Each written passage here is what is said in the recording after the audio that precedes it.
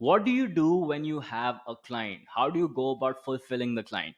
Well, the first thing that I would recommend is, as soon as you have the client, do an onboarding sequence, right? Now, inside of your onboarding sequence, what you really need to do is you need to set the expectations, right?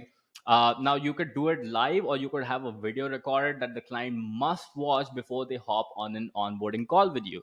Now, in this video, you're going to welcome the client. You're going to explain to them the next journey, like for the next 3 months or 1 month, however long you'll be working with the client.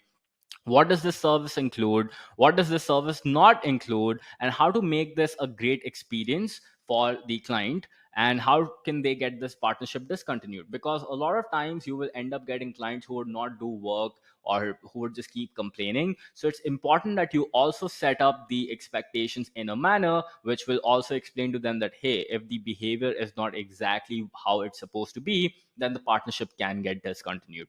Now, of course, I would recommend adding this when you are at a stage where you are successfully working with clients and you do have some case studies. But if this is your first client, don't even worry about it, right? And then talk about the next steps. I also The next thing, once you have set the expectation, I would recommend getting a contract signed, so that you don't have to go to jail and later on the client doesn't complain that, hey, this was missing, that was missing. So I have actually attached a link to the contract that we literally give to our clients, and something that I got started with back in the days. So you can go here, click on file, make a copy, and literally start using this contract almost immediately to benefit a lot, right? And then once you have the contract signed, I would recommend getting the platforms and the tools which are required from the client. Now, let's say you're planning to run ads for the client, or maybe you're planning to do social media marketing. You would need access to the client's Instagram, Facebook, TikTok, and whatever to be able to do this successfully. Now, if you were to sit down with the client and manually tell them, this is how you give me your Instagram, this is how you do that, it's going to take you ages. So what I've done is I create this document that I used to send to the clients, which is called as onboarding platform setup. Right now, this onboarding platform setup literally walks clients through how do you go about giving me access to their Facebook ads, how do you give them access to their Instagram, how do you give me access to their advertisement account, how do you go about adding a payment method, how do you go about assigning up me as a partner to your Facebook page, what database access I would need, any calendly or schedule ones access that I need, and any miscellaneous stuff that you might require. Okay, so imagine if the client already has this, and before jumping on an onboarding call with you, they've already given you access to all this, how much smoother your life will be, right? And then we also have an onboarding questionnaire. So this basically means, once you have signed the client, I like to send the client a questionnaire as well, which is basically a Google form where I'm asking the client for some information, because in order to work for them and deliver them the results, I need to know their existing data points and what exactly is their company about, what kind of leads are they requiring, etc. So this Google form would ask for things like their passwords, landing page login details, any other login details. Again, this is from the old times. If I was to do this right now, I would probably use something like lastpass.com, which would allow clients to share their password on a much easier level. What's their business manager ID, how do you go about finding the same, branding, if they have to upload their email list, what all I need, their social media links, right?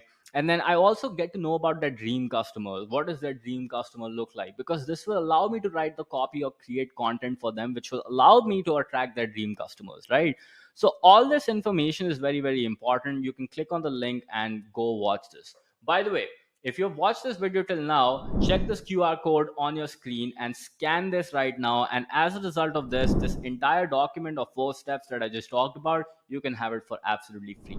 And that's a gift from my side to you for watching this video for so long, right?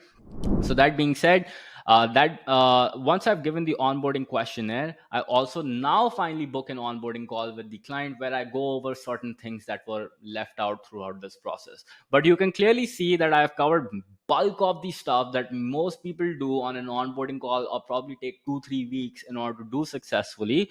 I've just done that before I even conduct the onboarding call. Then I schedule the check-in call. So on my onboarding calls, I schedule a next call, which would be a check-in call, where I would start working on the various activation points of a client. Now, what are activation points? Basically, these are milestones that each client needs to complete at every stage of their journey in order to actually gain success and get the outcome that they desire. So in my offer, if you remember the 90 days one that I just talked about, the first activation point might be offer repackaging. Activation point 2 might be the other ads launched. The activation point 3 might be the sales process is validated. So these are the various kind of activation points. It might be different for your business, but define. So within the first 1 week, this needs to be done. Within the second week, this needs to be done. And as a result, the client will know, wow, this agency owner is so well prepared that they can already anticipate my future needs and requirements, and everything is working smoothly. So that's what I would recommend.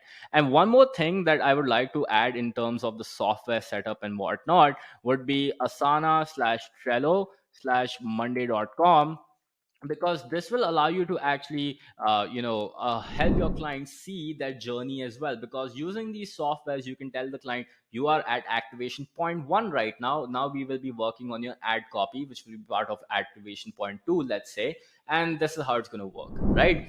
So I think using a software like this will also benefit you a lot. And using Slack slash Voxer slash Telegram slash WhatsApp for communication is also going to be really, really helpful for you. Okay. And then finally, once the client has completed all the activation points and they have achieved the outcome that they desired, then comes the upsell slash retention. Now what you're going to do is you're going to figure out what the next challenge is, and you're going to develop new activation points around it. So for example, right now they have closed the sale, the next challenge might be fulfillment or something like that. So you might want to create another activation point for that, and then eventually pitch this new upsell stuff to the client. And as a result, they would not only just pay you once, but also continue to work with you in the long term, as you can keep anticipating their future problems and keep showing them the various activation points that lie ahead